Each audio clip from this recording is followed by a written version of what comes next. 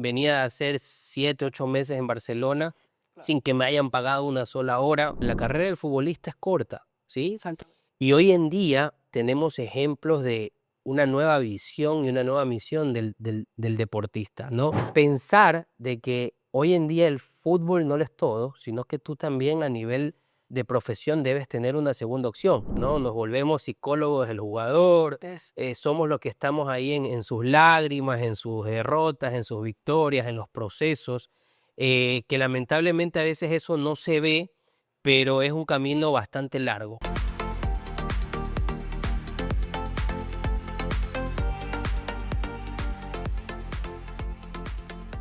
Hola a todos, un saludo grande para nuestros amigos de Latidos de Gol, un episodio muy especial. Tenemos a un licenciado en fisioterapia de la nueva generación, 31 años nada más, pero veo su currículum y trabajó en Emelec, trabajó en Barcelona, hoy tiene su centro de rehabilitación física llamado Ficus aquí en San Borondón y qué gustazo tenerlo aquí a mi izquierda, al licenciado Luis Zambrano. ¿Cómo le va? Bueno, Bienvenido. encantado de que estén acá, gracias por la oportunidad y pues nada, a conversar de los temas que pues yo le pueda hacer partícipe en esta gran entrevista y podcast. Licenciado, ¿qué tan importante es la carrera de la fisioterapia en el fútbol? ¿Qué tan determinante es esta carrera? A ver, mira, hoy en día la fisioterapia ha tomado un rol bastante importante, no solo en el fútbol, sino también en todos los deportes, ¿ok? Muchas personas piensan que la fisioterapia es solamente curativa y ahí es donde está a veces el error, ¿no? De nuestro rol. Eh, la principal función de la fisioterapia como tal es ser preventiva. Entonces, hoy en día el equipo multidisciplinario del futbolista, no por llamarnos los más importantes, pero el fisioterapeuta en la vida de un deportista, más de un futbolista, pues tiene un rol bastante interesante desde la prevención y la curación, pues en caso el futbolista ya presenta alguna lesión. Y veo que el fisioterapeuta no tiene cámara, no tiene prensa, No, y es, los que es una hacemos, persona clave para el sí, no, los que hacemos el trabajo oculto, yo digo, ¿no? invisible. Mucha gente ve cuando el jugador se lesiona y cuando regresa a las canchas, pero no saben el trasfondo, ¿no? Nos volvemos psicólogos del jugador, somos los que estamos ahí en sus lágrimas, en sus derrotas, en sus victorias, en los procesos, que lamentablemente a veces eso no se ve, pero es un camino bastante largo, porque al principio de una lesión todo futbolista tiene, tiene un tema psicológico bastante fuerte, el impacto que le causa a él y a su entorno, pues, ¿no? ¿Usted recuerda el caso más grave que le tocó afrontar como fisioterapeuta? ¿El más A ver, difícil, tal vez? si hablamos netamente en el fútbol, Ajá. en la época de Melec, en un entrenamiento, el jugador Wilmer Godoy, ¿sí?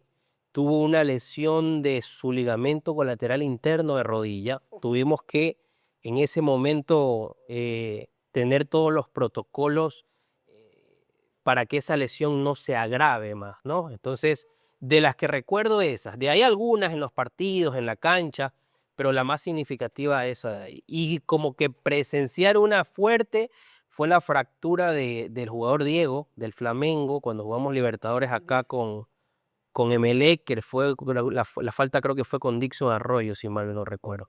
De esas son las más fuertes que hemos tenido. Preguntándole a amigos exfutbolistas, me decían, yo les preguntaba, ¿quién es Luis Zambrano? Quiero conocerlo, tengo que investigarlo para estar aquí. Y Pedro Quiñones me respondía, manos mágicas.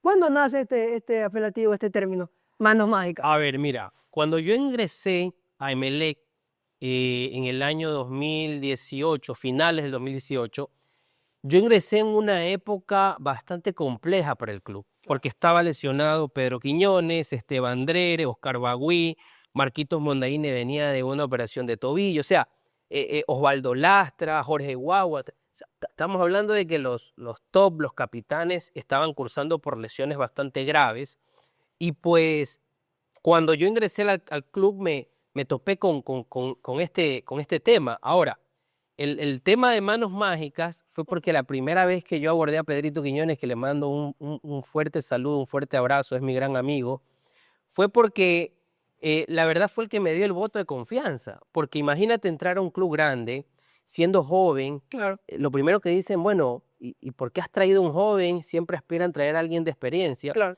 Entonces, ese voto de confianza a mí me ayudó mucho para desenvolverme en el club.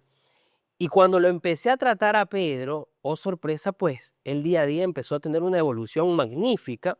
En ese tiempo estaba el presidente Nasib Neme y ahí fue donde él pues me dijo, sabes que tú tienes mucho por dar, estoy recuperado, me estoy sanando, así que vamos a hablar con el presidente para que te quedes. Y ahí nació el Manos Mágicas.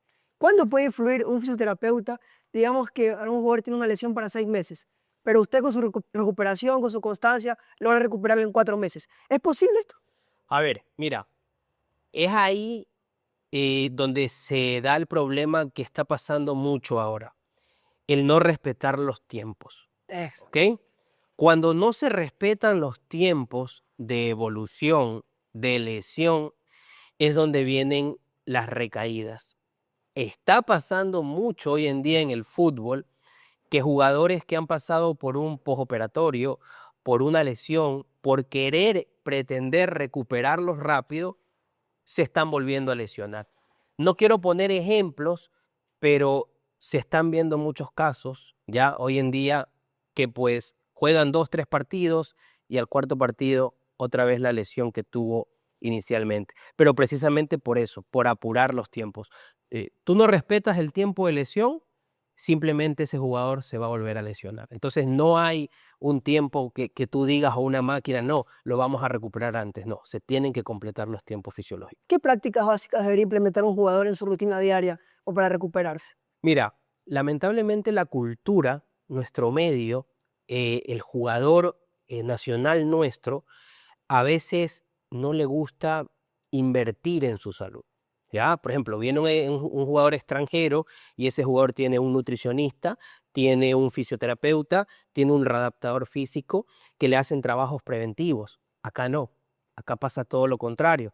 A veces esperan mucho que el club les dé y no invertir por su cuenta a nivel particular. Y eso es lo que yo siempre le recalcaba a todos los jugadores cuando estaba en Emelec.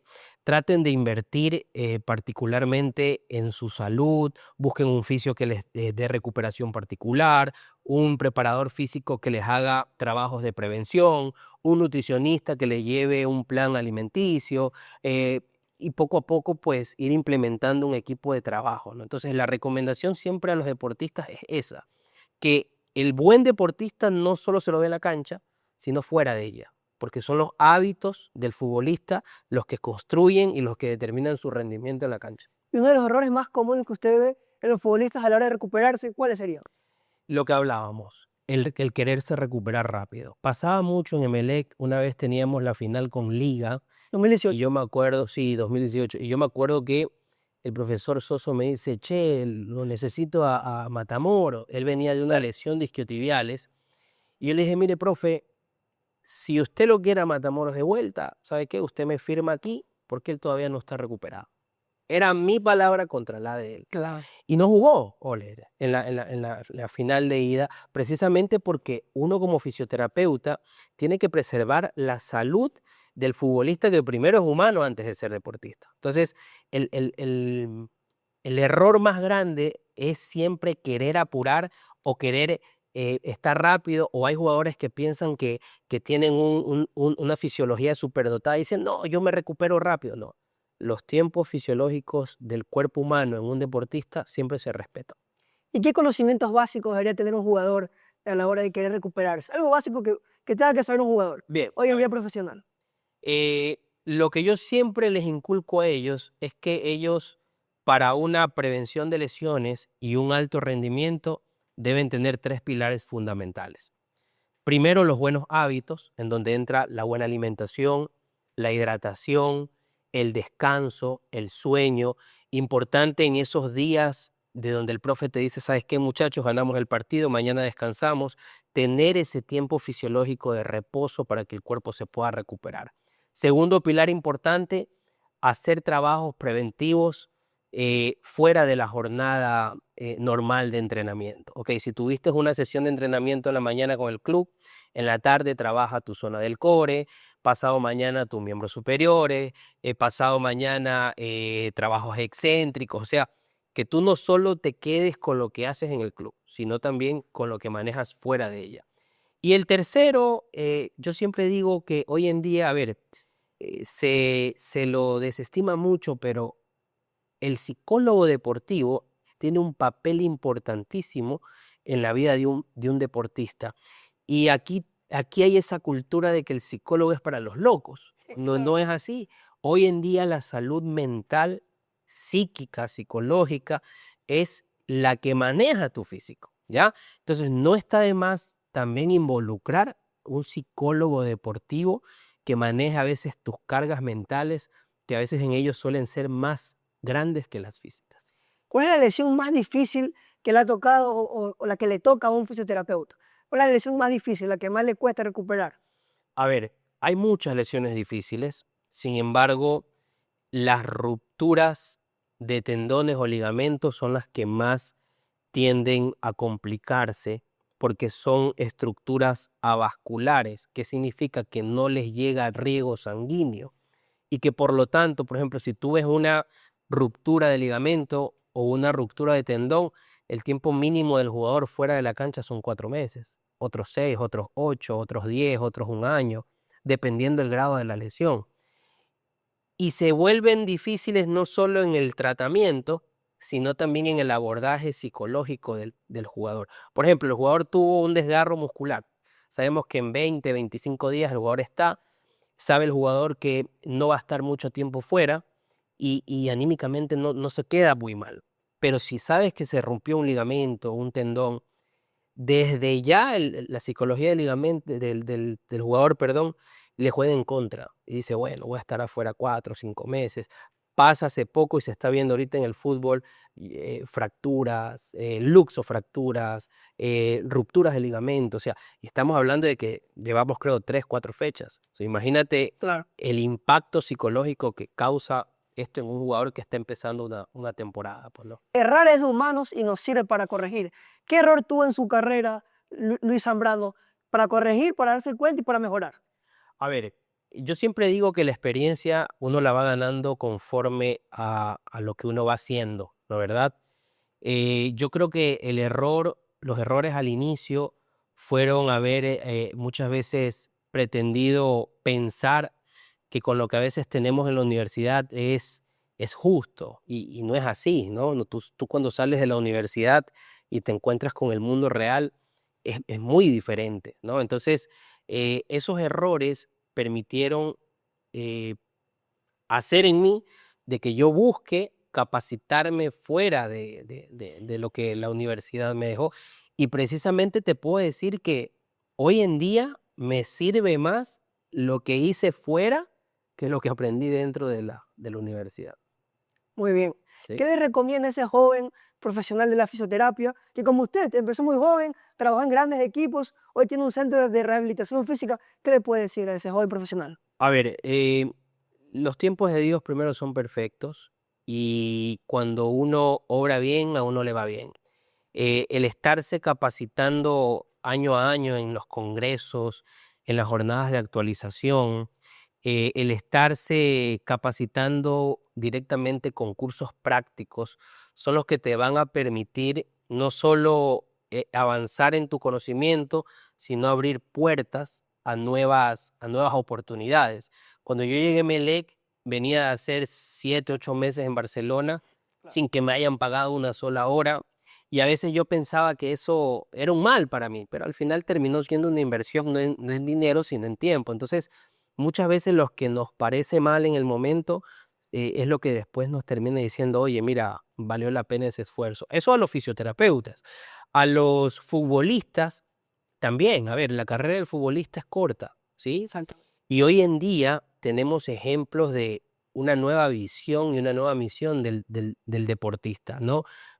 Moisés Caicedo, William Pacho, Piero Hincapié, los ya retirados Pedro Quiñones, Frickson Erazo, que se han dado cuenta que la carrera del fútbol se acaba en un abrir y cerrar de ojos y que tú tienes que tener atrás de eso algo que te respalde y que digas, a ver, yo fui futbolista, pero ahorita soy empresario, yo fui futbolista, pero ahorita tengo este negocio, el caso de Oscar Bagui que tiene su marca de ropa, o sea, pensar de que hoy en día el fútbol no lo es todo, sino que tú también a nivel de profesión debes tener una segunda opción.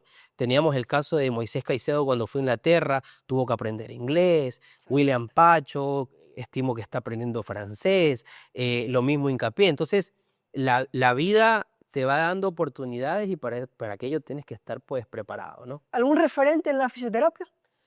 A ver, Debe haber. sí, a ver, mira, yo no idolatro a los Claro. seres humanos, simplemente idolatro a Dios. Referentes no, pero respeto mucho carreras de colegas que fueron, bueno, ahora colegas que fueron mis maestros, ¿sí? En la época de la universidad y que hoy en día, pues, ellos en sus tiempos lucharon por realzar la fisioterapia y que hoy en día nosotros somos los encargados de continuar con este legado y que cuando nosotros seamos mayores y Dios nos presta vida, pues los que vienen atrás de nosotros también lo van a seguir haciendo. Te digo, ¿no? Creo que son fisioterapeutas que ya van culminando ese camino y ese legado para que nosotros lo podamos continuar de mejor manera, ¿no? ¿Se nace o se hace para estudiar la fisioterapia? ¿Usted nació con ese gustito o fue construyéndose en el camino? No, a ver, yo quería ser médico pediatra, ¿ya? Ok. Entonces, lamentablemente cuando yo me gradué del colegio vino el tema de la CENESID, donde en ese tiempo no había cursos, no había preparación. Y pues las carreras que me daban a mí en la universidad en ese tiempo, las postulaciones no era lo que yo quería. Entonces, cuando yo fui a la Universidad Católica, que fue donde me gradué, a averiguar medicina, me encuentro con una casa abierta de fisioterapia y justo estaba un sketch de fisioterapia deportiva. Y yo digo, se me cruzó en el camino porque yo iba por un objetivo, me encontré con esa casa abierta y al final creo que me hice fisioterapeuta. Pero Muy bien. para serte sincero, no nací con el tema de yo quiero ser fisioterapeuta porque te estaría mintiendo. Pero sí me encontré con esta bella carrera y pues y la he venido forjando bien. ¿Cómo y cuándo nació el proyecto Ficus, que hoy ya está hecho una realidad? Ok, cuando yo salí de Melec, yo salí en una época un poco crítica del equipo, que en buena hora hoy en día se está viendo ya una luz de esperanza, podemos decir. Eh, y porque obviamente cuando uno tiene proyectos de vida, uno tiene que cumplirlos en el tiempo que uno se los traza. Entonces, cuando yo ya cumplí 4 años en Emelec, entendí que ya mi tiempo estaba cumplido en ese proceso y dirás muy corto, porque claro, hay otros fisioterapeutas que duran más tiempo, 10, 12, 15 años, pero soy de las personas que me gusta buscar objetivos cada vez mayores y yo creo que el sueño de todo fisioterapeuta es tener su espacio, ¿no?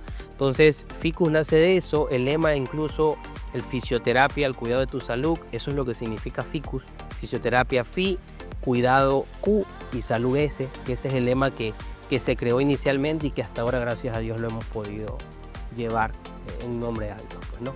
Muchas gracias. Hoy tuvimos al licenciado Luis Zambrano, uno de los fisioterapeutas de la nueva generación del fútbol sin cámaras, sin muchos flashes, pero con una trayectoria muy importante. Muchas gracias. Gracias.